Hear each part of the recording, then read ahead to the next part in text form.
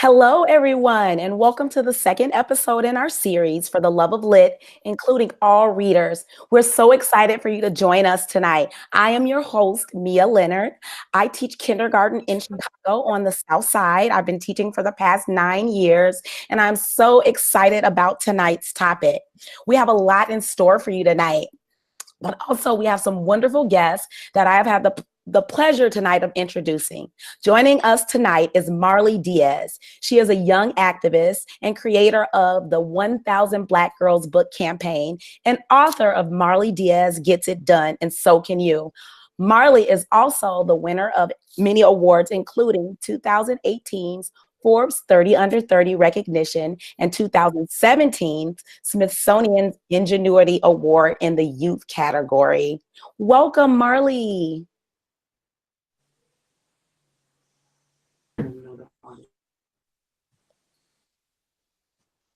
Hi, Marley. Hi, How are you? I'm good. How are you? Great. We're so excited to have you tonight. Thank you. I'm so excited. Also joining us is Wendy Bermudez. She is a Spanish language arts literacy specialist and coach at Claremont Immersion Elementary in Arlington, Virginia. She has also been recognized for engaging a class of fifth graders in a lesson that challenged what they had previously learned about Christopher Columbus using a role play called The People versus Columbus. Hi, Wendy. Hi. Can you tell us a little bit more about yourself and how this lesson relates to your current role at your school? Yeah. Well, first, thanks for having me. It's so nice to be a part of this dialogue. I am a bilingual educator and work at a Spanish immersion school. I became a bilingual educator because as a young girl, I participated in a Spanish bilingual program. And this program taught me to value my language and my culture from a very young age. My goal as an educator is to foster positive attitudes about diversity and to help students think critically about the world around them. So this role play, The People versus Columbus, was perfect for my fifth grade class last year. The lesson was written by Bill Bigelow of Rethinking Schools, and it's available on the Sin Education Project website. The role play is written in the form of a trial, and students have to determine who is responsible for the death of millions of Taínos on the island of Hispaniola after the arrival of Columbus. So students are divided into groups. Columbus's men, Columbus, King Ferdinand, and Queen Isabella, as well as the Taínos. I taught this lesson as part of my persuasive writing unit, and students had to write an opening statement in which they listed reasons for why their character was innocent and then identify reasons for why another character was guilty. At the end of the trial, students reflected on who was more responsible for the death of the Taínos, and it prompted students to ask questions like, why do we still celebrate a holiday for Columbus? So we were able to challenge the traditional narrative taught in schools about Columbus. Thank you, Wendy, so much for your commitment to social justice teaching. I definitely share your passion. At the school that I teach at, there's also a huge social justice focus. Each year, every grade level, even the young ones that I teach, learn about a social justice topic. Last year, we learned about the rights of a child, and we read the anchor text, I Have a Right to Be a Child. We also learned about the UN Convention of the Rights of a Child, which is a human rights treaty for children, which I didn't know existed until I taught my kids last year. We also learned about places where those rights are not upheld. So we learned about Malala and how in Pakistan girls aren't allowed to go to school. And we learned about the children of Chibok, Nigeria, who were kidnapped for going to school. And we also learned about children in Flint, Michigan that don't have clean water. And it really motivated our students to become activists as well, and resulted in us creating a water drive and raising water for children of Flint, Michigan. All right, so last but certainly not least, we have Zani Dalili Artiq with us. She is the elementary guide at Breakthrough Montessori Public Charter School in Washington, D.C. Hi, Zani. Hello! It's so great to see everyone and be part of this conversation. We're so excited to have you. Can you share a little bit more about yourself and your early childhood journey? Sure, no problem. So I actually got my start teaching as a pre-kindergarten teacher in DC public schools. So I was working at a school that was majority African American, however, it was inside a gentrifying area. So what that meant for me as an early childhood teacher is that my classroom became increasingly more diverse over several years. And so with this came different children of different backgrounds, different parents of different classes, and also different backgrounds. And so a lot of issues of race, class, gender, all surfaced with the children and also within the parents. And as an educator, at first I felt as though I didn't have a toolkit to really have these discussions with the parents. And I think it's kind of common with a lot of educators. It's like, you may go through your training, you may be in the classroom, but when it comes to knowing how to effectively like navigate sensitive topics or difficulties, a lot of us, it's like, you're kind of on your own. You have to talk to other educators, you have to do your own research. And so from this, I realized, I was like, if I really want to work with these children, if I really want to work with these families, then I need to have a better toolkit of how to talk more about like anti-bias education, how to bring more of a social justice lens into the classroom. And so because of that, I actually ended up taking a couple of years outside of the classroom to really just focus on what that meant, to focus on how to have conversations with a diverse group of parents, to focus on what are like the best types of books that I should be reading with my children, what's the best type of language I should use with my children if I were talking about like a sensitive topic, So because of all of those different things, I actually, found my way back into the classroom. However, with feeling as though I'm more armed with a better toolkit to serve my children and the families that I work with. Thank you so much, Zani, for your hard work and your dedication to all your students. There are several OV's features that will help you participate in tonight's episode. So if you look across the bottom of your screen, you'll see emojis that'll allow you to share your feelings about what you're seeing and hearing tonight. The comment box on the right of the screen will give you the opportunity to answer questions, as well as to ask Marley, Wendy, Zani, and myself questions of your own. If you experience any technical difficulties at any point, try refreshing your screen. And if that doesn't work, you can email us at ov@itvs.org. This email address will be posted in the comment box in case you need it.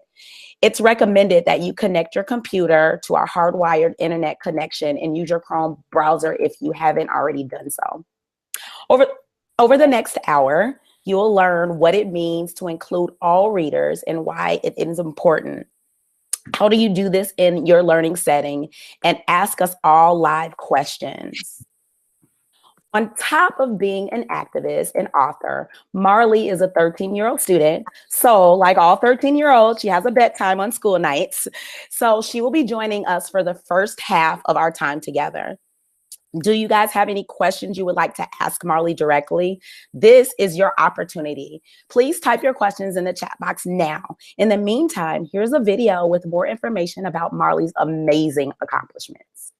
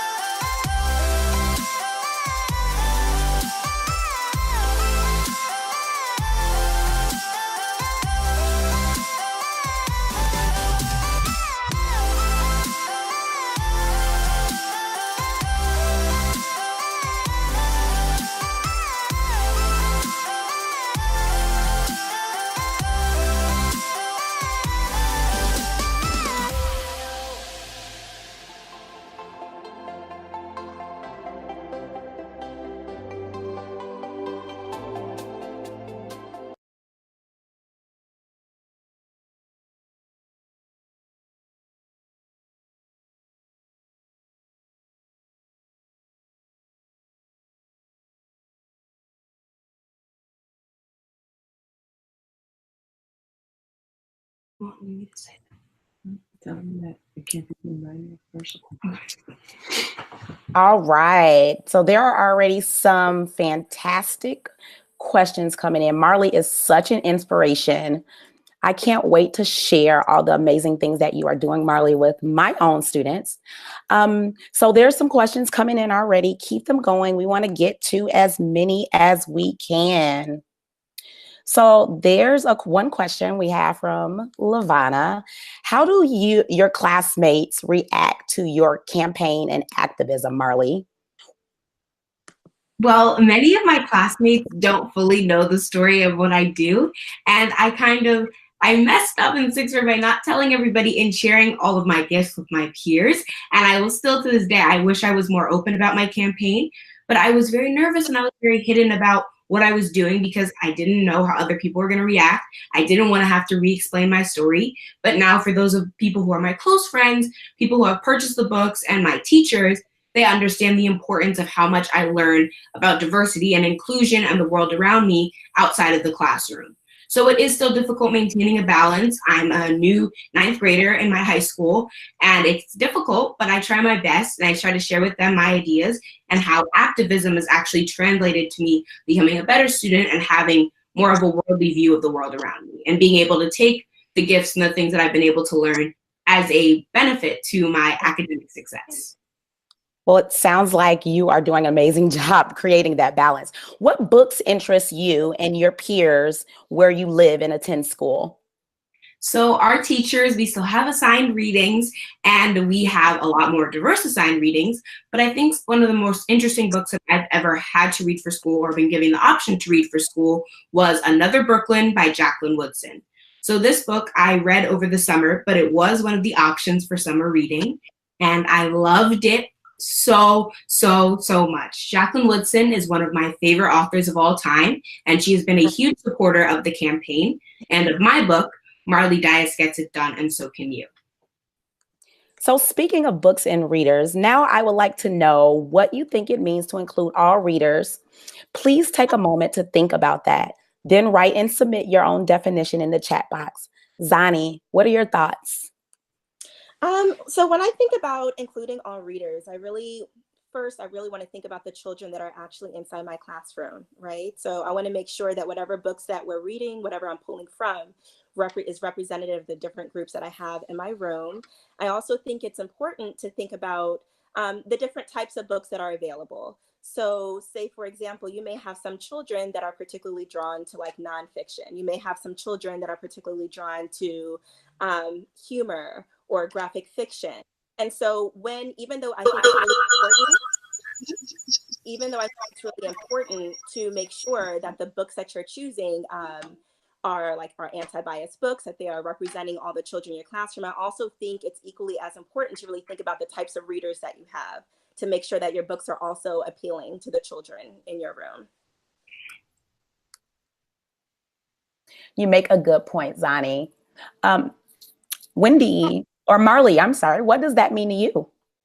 I think including all readers, as Zani said, is about thinking in mind of the style of reading and the style of learning of a child, and also making sure that they have a perspective where they can see everybody's story. So inclusivity is really why I started the 1,000 Black Girl Books campaign, which for those of you that don't know, is something I started in my 5th grade class, just as Wendy teaches, about I saw a lot of books, I love to read, I was so encouraged to read, but I only read books about white boys and their dogs. And I tell this story to everybody because it motivated me and frustrated me to make sure that Black girl stories, girls like me, were being included in the curriculums and assigned readings for schools.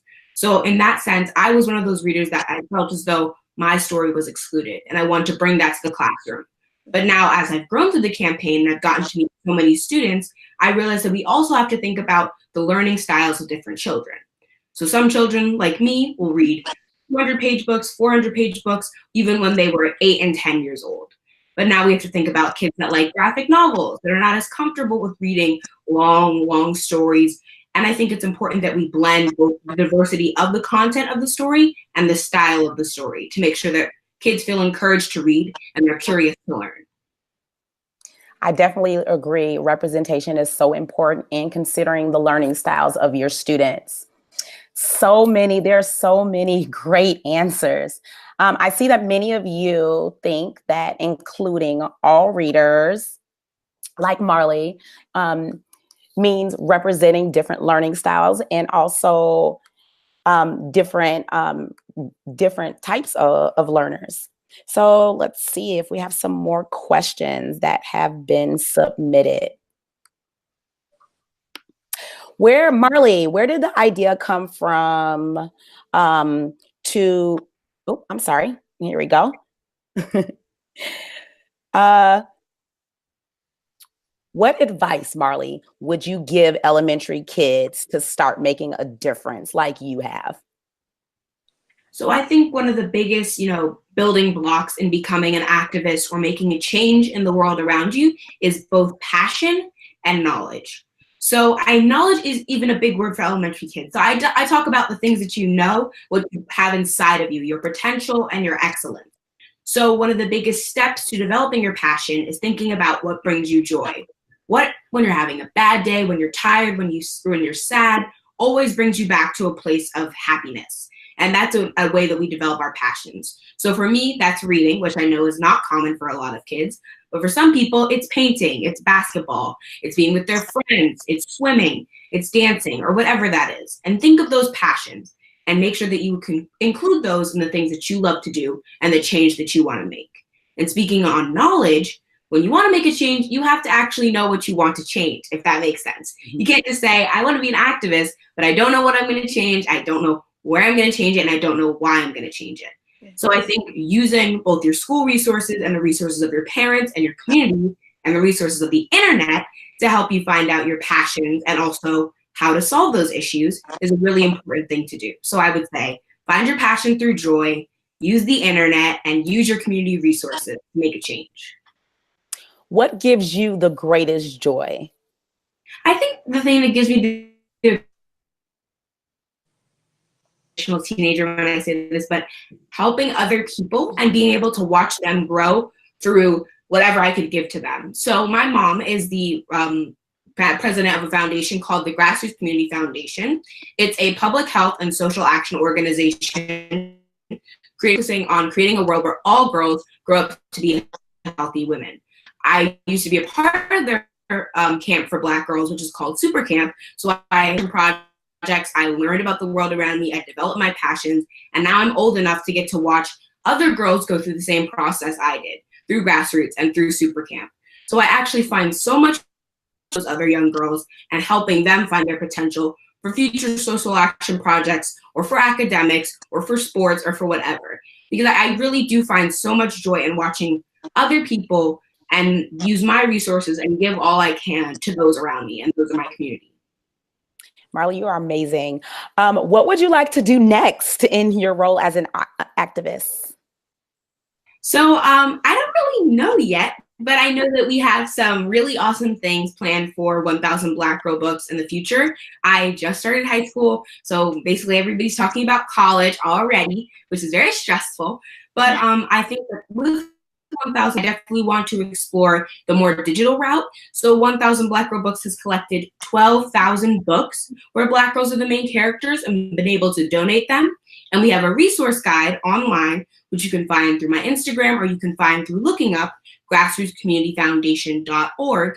It has a list of 1000 of the titles that we've collected. So when parents want to find a book that includes a Black girl as the main character, not the quirky best friend, but the main character, they can go on that website. And now we want to make that digital so that people can support the authors that are telling these stories and support the self-published books, support the books only sold on Amazon, the local books. And we want to make sure that these stories are being put out to all parents and to all kids so they can see themselves or learn about somebody new. So you talked about really figuring out what you want to be an activist for. What else would you tell other kids that want to make a difference or make a change? I think another side of talking about what kids can do to make a change is also talking about parents and teachers. So we have two really fantastic teachers and educators here with us today, and you as well, that are really focused on making sure that kids can unlock their potential. So I think when it comes to teachers, a lot of the times when getting them informed can be very difficult. But what I think is we have to kind of merge the ideas of both entertainment and education. So a great way that I've been able to learn about this is through my personal teachers and also working at Grassroots as a counselor for these other young girls.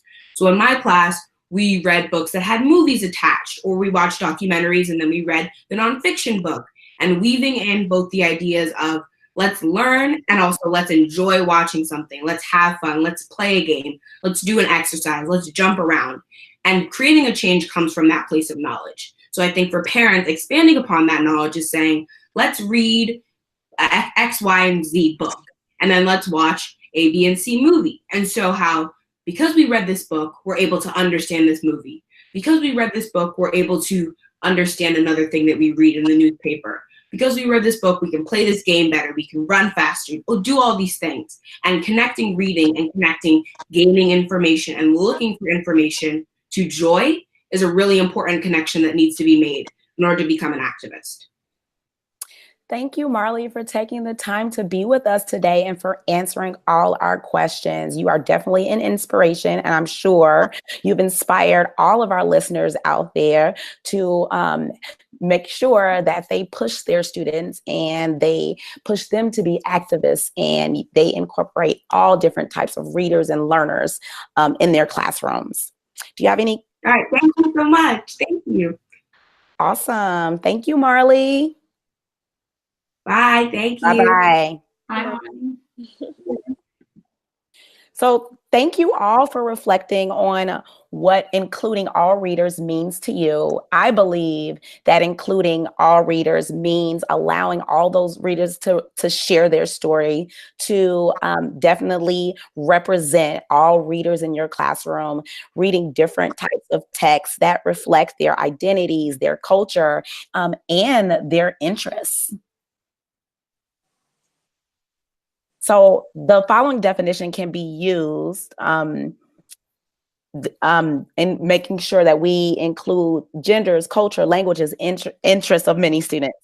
So this may not look the same for every educator. So as an educator, you really have to consider these factors based on the specific group of children that you work with. So many studies have been conducted on culturally relevant teaching and the use of culturally relevant reading materials. Culturally relevant teaching validates, affirms, and empowers diverse learners. Culturally relevant reading materials are otherwise known as books or other forms of print that reflect your children's identities, cultures, and really help them make connections. Researchers from those studies also believe that children should have the chance to read materials that are reflective of a variety of different cultures, including their own. It's important for students to see themselves in what they read, so representation really matters. Rudine Sims Bishop is a professor at Ohio State University, and she has written pieces on the topic of diverse literature and agrees with other researchers' beliefs. So here's a short video in which she shares her opinion of why diverse books are needed in classrooms. Enjoy.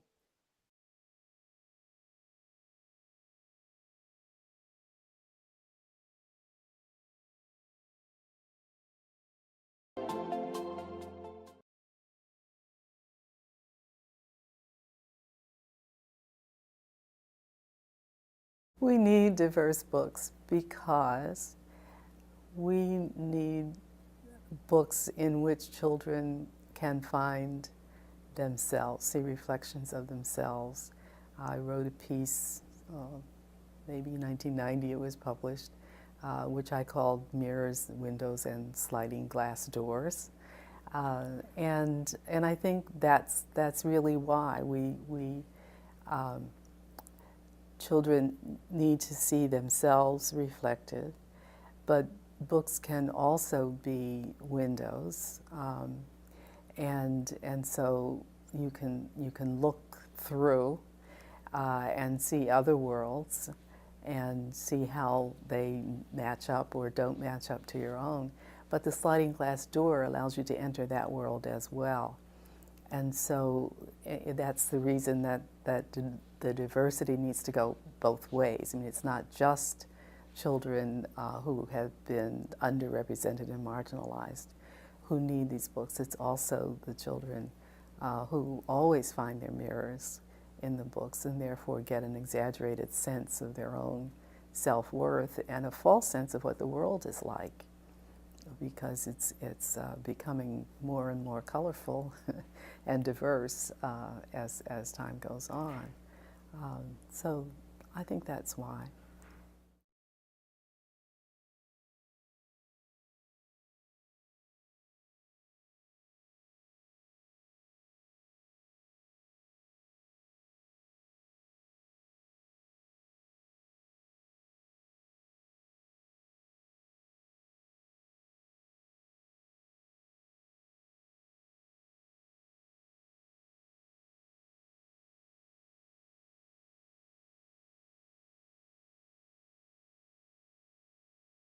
Appreciation of ideas and experiences, and it also builds cultural knowledge and respect. Wendy, do you have any thoughts about the research conducted on this topic? Yeah, I love this metaphor of books as mirrors, windows, and sliding doors. It's our responsibility as educators to expose children to stories about people like them and their family, as well as people who are different from them and their family. That is how we help them develop pride in who they are and foster positive attitudes towards others. I also think that we need to empower kids to be authors of their own stories, connecting reading to writing activities in schools, celebrating their stories by having publishing parties, and including all readers means including the community. As we've said before, invite community members to share their stories and then have the students write those stories so that they can see that stories are everywhere and we just need writers to write them down. And if no one else has done that already, then it's up to them to do it. And it's very powerful when students are able to see themselves as readers and writers. Researchers also believe that children need to see themselves in the literature being read to them in realistic and attractive ways. Including all readers can be done through story time, like Professor Bishop, pointed out in the video you just watched. When selecting books for story time, think about books that teach a lesson with high quality text and illustrations. Books that give children an opportunity to make connections and imagine themselves in books that are a reflection or representation of children in your learning setting. Remember to consider gender, age, culture, language, interests, and experiences, as well as time and place. Time refers to events that could happen in present day. Place can be a geographical location, like a country or a state. Place can also be a community setting, like urban, suburban, or rural. Using text sets and books around the same theme or by the same author, like E.B. Lewis and Ezra Jack Keats, which is one of my personal favorites, is something else to think about when selecting storytime books. So in my classroom, for example, if we are doing a series on different fairy tales, I'm going to read different versions of the traditional tale, but I'm also going to read a book like Cinderella that focuses on Cinderella in an urban setting because that's where my students live. Displaying storytime books in your learning spaces, reading areas for children to browse, and discussing storytime books as a whole group are other ways that you can include all readers. In your discussions, be sure to allow children to share their ideas and opinions. The use of visuals and props and artifacts during discussion may also help children's understandings. Zani, would you like to add anything about the importance of including all readers or the implementation of this in your classroom? Sure. Yeah. So when you were just speaking, it just reminded me about an event that happened a couple of days ago in my classroom. So so I have a couple of students that are from other places. I have one child that's from El Salvador, and so we ended up we he likes to talk about his homeland, and we ended up getting a book that was about El Salvador. And there's something that you can't really explain when you see a child's eyes just light up when they feel as though they see themselves reflected in the books that they're reading. And then not only that they're reflect that they are reflected, but it's also for their classmates. Like their classmates are able to see them as well. And you know, this little boy, you know, we read this book and you see like this like light that just goes off. And then Wendy, you're talking about like, you know, how we need to really encourage the children to write their own stories and that they need to also tell their own narratives. And the same thing with him. It's like he read the story, he wanted to share it with his classmates, and then he was just so focused on creating his own story and bringing some of his own experiences to the story that we read with the rest of his class. So yeah, so I think it's really important to, I can't remember what the question was, but yeah. Well, you definitely answered. That's wonderful, though. That you did that in your class. Yeah. Yes. Mm-hmm. So talking about story time makes me curious. Let's take a quick poll. As an educator, where do you go most often to find story time books? Is it your personal book collection, the library, the internet, or maybe even a colleague? Just take a moment to share your answer using the OV polling feature.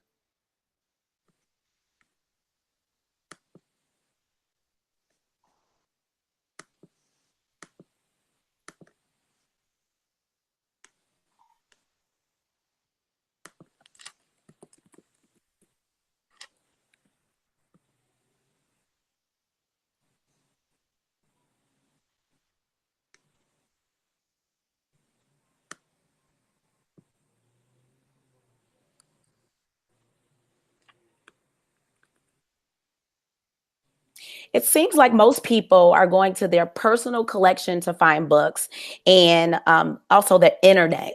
That is wonderful. I have a ton of diverse books in my personal collection. I also go to the library and search the internet as well. The search for storytime books can be expanding using all of the options from the earlier poll as resources. Other educators, your local library, and the internet, including search engines, websites like Pinterest and resource guides, like the one that was created to correspond with Marley's 1,000 Black Girl Books campaign, can help you find books like the one shown here. All are relevant to including all readers. In The Last Stop on Market Street by Matt De La Pena, CJ and his grandma ride across town on a bus. CJ's grandma gladly answers all of his questions about the different ways people live and the things you encounter in a bustling city during your trip. Children can make a living in an urban community connection, as well as learn a lesson about seeing the beauty in all things. In Amazing Grace, by Mary Hoffman, Grace wants to be Peter Pan in a school play, but her friends tell her she can't because she doesn't look like him. She receives encouragement from her family and tries it out anyway and gets the part. Children can learn a lesson about being anything they want to if they put their minds to it. In Lost and Found Cat by Amy Strunz and Doug Kuntz, a family is forced to run away from their home in Iraq and leave their pet cat behind. Children can make a connection to love and or loss of a pet. Wendy, are there any other resources that you regularly use to find books? Yes. So my favorite site for books is socialjusticebooks.org, which is a project of Teaching for Change. And I think, Sandy, you were saying that you worked there. It's a nonprofit organization that promotes social justice in classrooms. They have more than 50 lists of multicultural and social justice books for children, young adults, and educators. And I love this site, and it's where our school gets most of our Spanish books for read alouds. The lists are organized by theme and include books about Africa, Arab Americans, civil rights teaching, gender identity, and it's a site that I highly recommend. Something that they have that I find really special is that they have a guide for educators on how to select anti-bias children's books.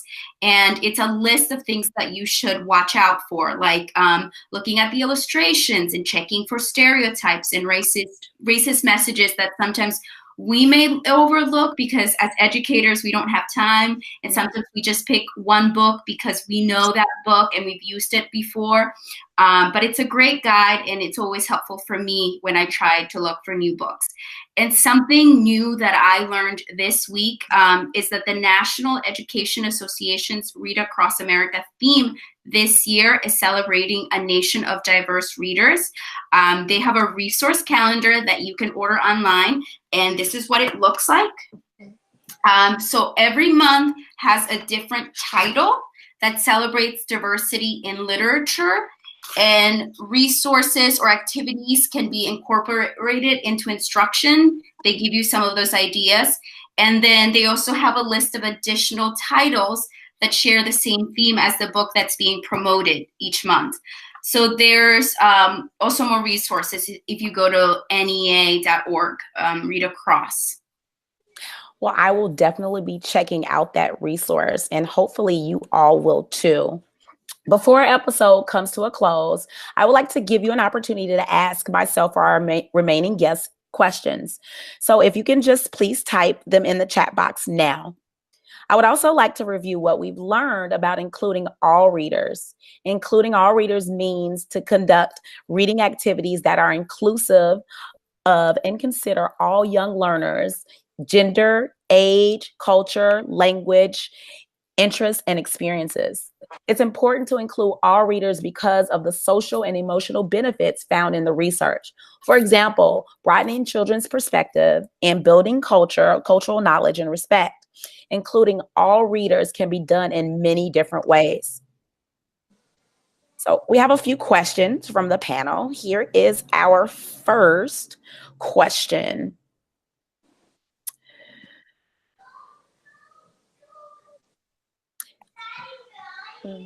So here's our first question. As a teacher, I was told that diversity is not a good word choice. What is wrong with the term diversity, and what would be a better word to use instead?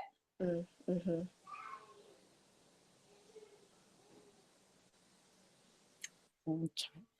This is the first time that I hear that it's, honestly, I've always used it.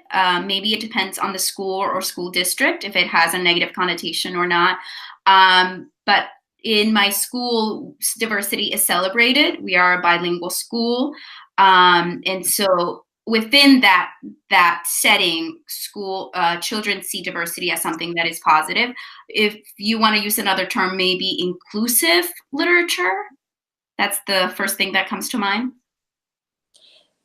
Yes, I agree with Wendy. I mean, I think I can understand where you're coming from about that diversity is not a good word choice. I don't completely agree with it, but I do think that diversity by itself can be divisive if there isn't anything in place to really make sure that you're including everyone in the narrative and that you're trying to make sure that everyone understands each other and knows where everyone is coming from. So I completely agree with you, Wendy, that I think inclusion is another good word. I think equity can also be another good word that we can use if we're talking about diversity, equity, and inclusion. And together, all of that together, I think really promotes the types of classrooms and the types of readers that we want with our children.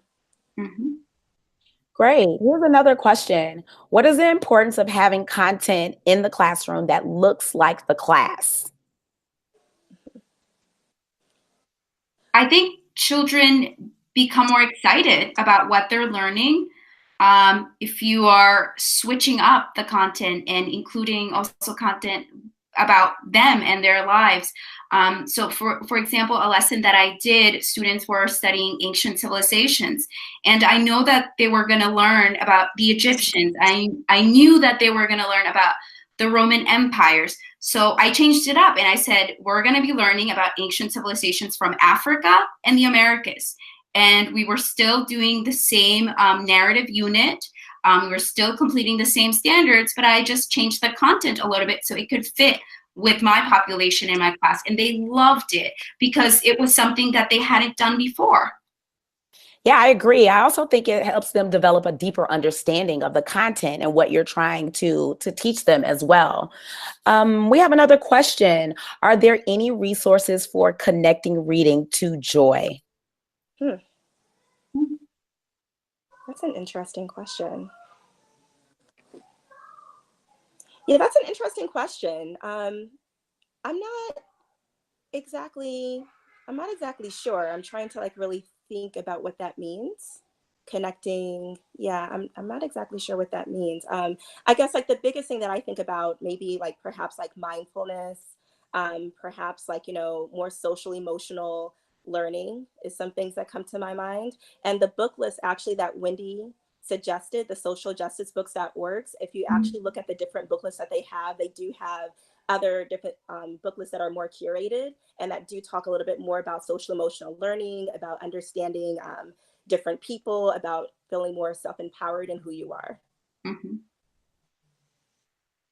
Here's another question. Have you, either of you tried the Fear Street series for middle school kids?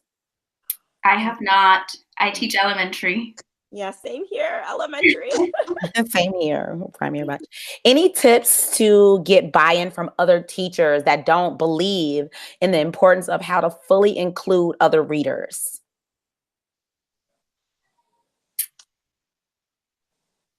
That's a good question. Yeah. Any tips to get buy-in? I think the biggest obstacle that other teachers have isn't so much that they don't believe in the importance, but rather that they just don't know how to do that. You know, they don't know how to bring it in. They're not really sure about where to get the resources.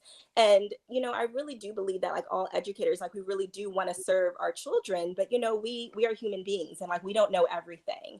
And so I think sometimes it can be that fear. It could also be that, you know, that fear that I don't want to say the wrong thing or do, you know, say the wrong thing. I don't want to offend anyone. And I think that those two things can actually get in the way of teachers just going with it and really trying to find resources and connect to their colleagues that may be a little bit more experienced. Yeah. And if you are a teacher who does do that in your own classroom, maybe invite colleagues. Say, hey, I'm doing this lesson. I would really love it if you could come and see. And maybe if they see how excited the kids are about those kinds of books, then maybe they'll want to try it too. I totally agree, Wendy. So here's another question. I sometimes feel uncomfortable teaching a book whose characters' experiences are different from my own. How do I do that or read a book like this in a way that is truthful and authentic? I think that, you know, it may be helpful to start with books where, yes, the characters are different and they may be a little, you know, they may be different from your own experiences, but that it really connects to a universal theme. So I think that if it's connecting to a universal theme, even if the characters are different, you can feel a little bit more comfortable about what you're talking about. It also allows your students to connect with the character, even if they may be different. So I think the whole hitting on like the universal theme, if you are just trying to figure out like an entry point, is helpful. Yeah. I also think that making sure that your library, your classroom library is full of diverse books. And so that when you do that read aloud, it's not something strange, but something normal for kids because they've seen those books in the classroom library. Maybe they've read those books in the classroom. So when you get up there and you teach it, it's normal. So you have to normalize diverse literature in the classroom. Mm-hmm. Definitely. How do you bring current events specifically around social issues into your classrooms? It's easier. Sorry, go ahead. No, you can go ahead. For me, it's easier with upper elementary grades, only because they're more aware of what's going on around them. And a lot of the projects that that I do are open-ended, meaning that they can pick the topic, so they have choice. And a lot of them do that on their own because they see what's going on and they want to write about it. They want to research it. So that's just giving them choice is one way. I think one thing that we do is we include social media. So all of our classrooms have Twitter accounts, and every Tuesday we tweet. We've developed prompts that are around social justice, and we tweet about it, and we have discussions in the classroom.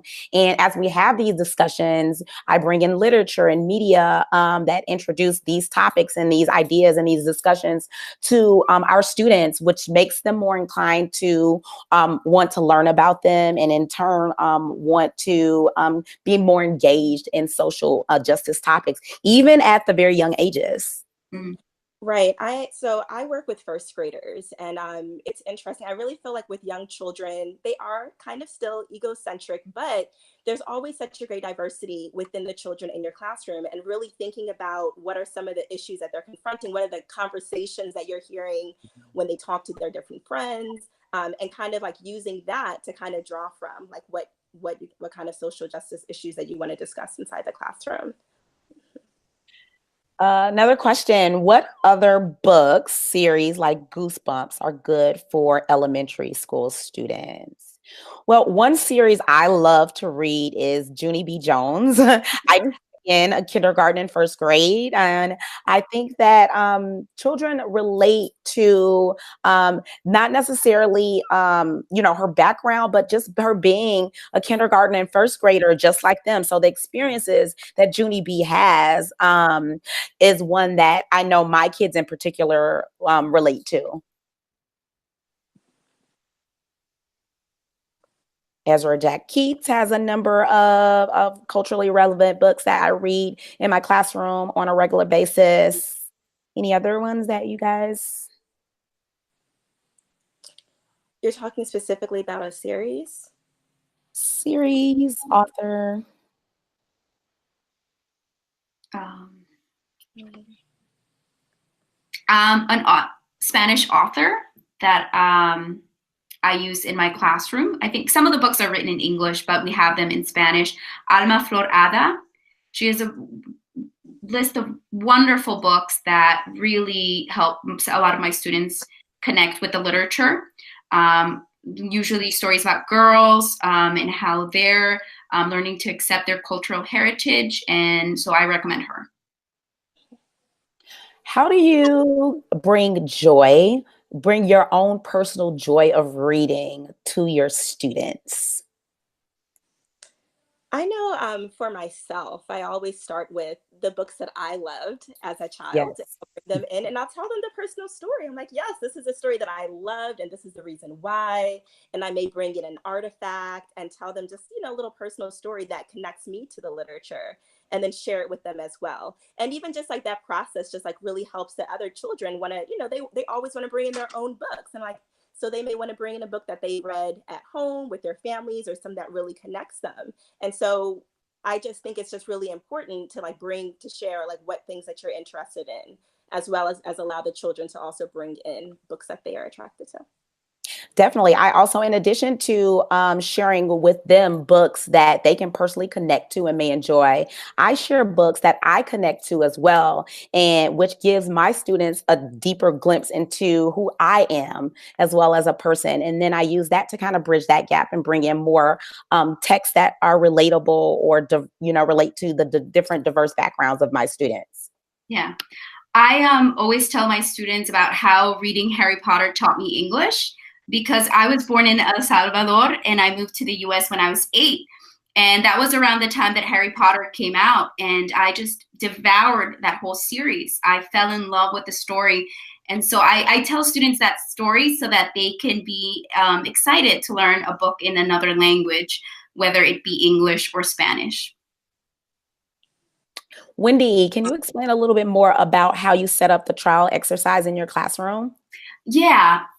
So before we actually started with the whole trial, we read Encounter. I don't know if you've heard of this book, and it's written by Jane Yolen. And it's a children's book narrated from the perspective of a young Taino boy who witnesses the Spanish arrive to his island. It's a very powerful story and one that I recommend to all educators. And it was just background knowledge. I wanted my students to know what we were going to be learning. And the lesson comes with primary documents that are written in English. So I translate it because I teach Spanish language arts in an immersion school. It has to be in Spanish. So I translated a lot of those primary documents into Spanish so that they could be available. And we read them. We read them in class, and we discussed like what was happening with each character, why each character was accused of murdering the natives. And then after that, before we actually engaged in the trial, I divided them into groups. And as a group, they had to come up with the reasons for defending their character and then come up with the reasons for accusing another character. So they did some group work before we actually did the trial, just so they could get ready with the research. So another question we have is about resources, and are there resources used for culturally responsive teaching? There are a few books that I would personally recommend. One is Culturally Responsive Teaching in the Brain. Another is Culturally Responsive Teaching Theory, Research, and Practice. And then also Other People's Children, Cultural Conflict in the Classroom. So those are some great anchor texts that are books that you can read personally as resources for culturally responsive teaching. Any other ones that you guys have to share? Yes, there's one. I'm actually trying to think about who it's written by, but so there's actually it's kind of like a textbook. It's called Anti-Bias Education for Young Children. And it's super helpful if you're working with early childhood students, because it really kind of goes through, as an educator, what are some questions that you should ask? Like, what are some topics that you should discuss? Like, what are some ways that you can deal and properly respond to sensitive topics and sensitive issues that come up within the children in your classroom? So I think it's super helpful. Trying to figure out exactly who it was written by, but yeah. So there is a question about biases. So everyone has biases and it's important to understand where your bias are, and learn from them. And so this question is, are there any tips on how to catch your own bias in the classroom? So specifically at the school that I teach at, because we're really focused on culturally responsive and relevant teaching, we actually engage in activities during our opening PD before school starts. And what we do is we create identity charts, and in these charts, we put in different words or things that are associated with our identities. And we think about the triggers for all of those things and how they might impact us teaching in our classrooms. And then we think about the identity of our students. And we really get deep into, what biases we have, and we think about, we bring those to the forefront so that, when we are in front of children and we are teaching and we are looking for diverse topics and texts, that we already have on our minds what some of our biases are. Mm-hmm. That's really great. Yeah, another thing that my school does that I think is pretty unique, and I love it so much. So we do these things called equity studies every couple of months. And what it really is, it's that our teaching team, we all get together. One teacher thinks about a child or a situation that's going on inside their classroom, where for some reason, maybe they don't exactly know why, but they feel as though a child isn't getting what they need, or there's a group of children that really, their needs aren't really getting met inside the classroom. And a lot of times it deals with issues of equity. And so what we do is that we all get together, we go through what the topic is, we go through some of the different issues, and then we kind of brainstorm about different ways that we can meet that child's needs together. Facing History and Ourselves is also a great organization. They actually provide PD. They're located all across the country. So if your district or your school has the resources, you guys should look into maybe bringing them out. But they provide PD where they look at identity and biases, and they talk about culturally relevant teachers teaching and learning and text, and they engage in text that helps staff confront these biases and think about the identities of their students and how to teach a diverse population of students and bring in all of the diverse needs of their students. Oh, Mia, I just wanted to add, so the book that I was Sure. talking about earlier, so it's actually called Anti-Bias Education for Young Children and Ourselves, and it's by Louise Derman Sparks. And it's really important for me because they have different chapters that focus on culture and language, racial identity, family structures, gender identity, all those different things within the context of early childhood education. Thanks. Another question. What do you think about the risks involved in sharing historical books about sensitive topics and getting a reverb or mixed reaction from parents? I think that depending on what time of the year it is, you know your parents, right? And you probably will know which parents you're going to get this from. But I also think that if we're going to make a commitment to social justice, we have to teach various perspectives. If we want our students to think critically about the world around them and to expand their worldview, we have to expose them to these texts. And I think if we have a parent who is upset, we have to have conversations and explain why we're doing what we're doing.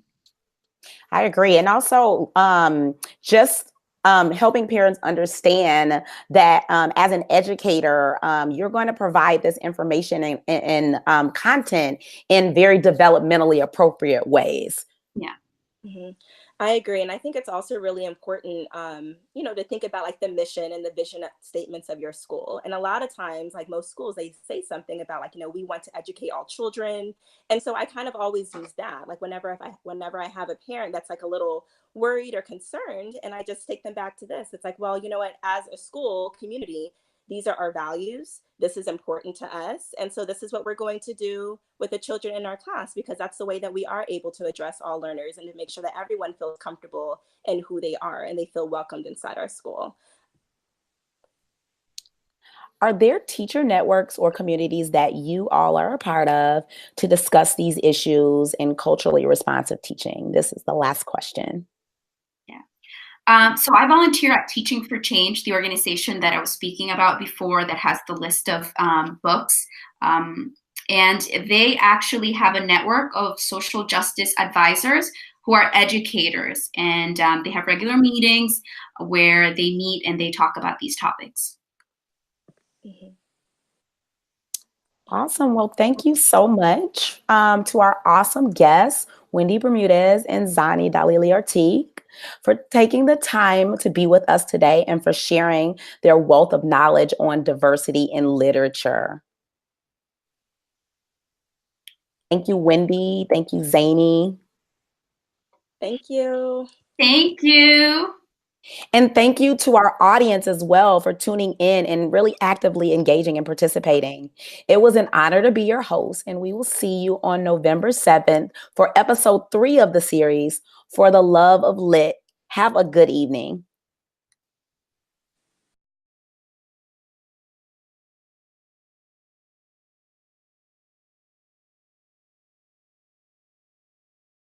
We need diverse books because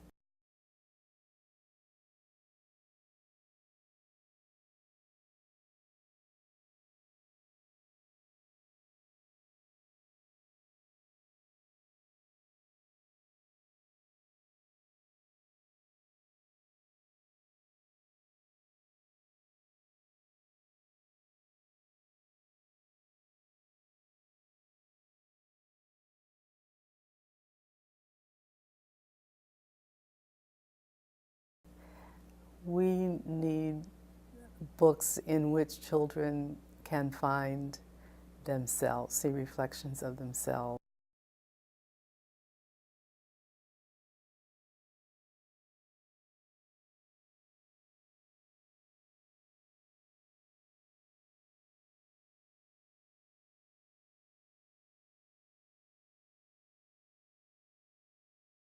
I wrote a piece, maybe in 1990, it was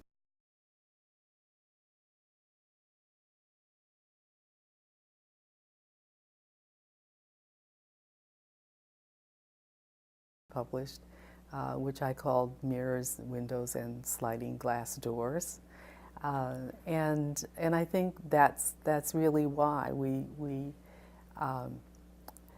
children need to see themselves reflected, but books can also be windows, and so you can look through and see other worlds and see how they match up or don't match up to your own. But the sliding glass door allows you to enter that world as well. And so that's the reason that the diversity needs to go both ways. I mean, it's not just children who have been underrepresented and marginalized who need these books. It's also the children who always find their mirrors in the books and therefore get an exaggerated sense of their own self-worth and a false sense of what the world is like, because it's becoming more and more colorful and diverse as time goes on. So I think that's why.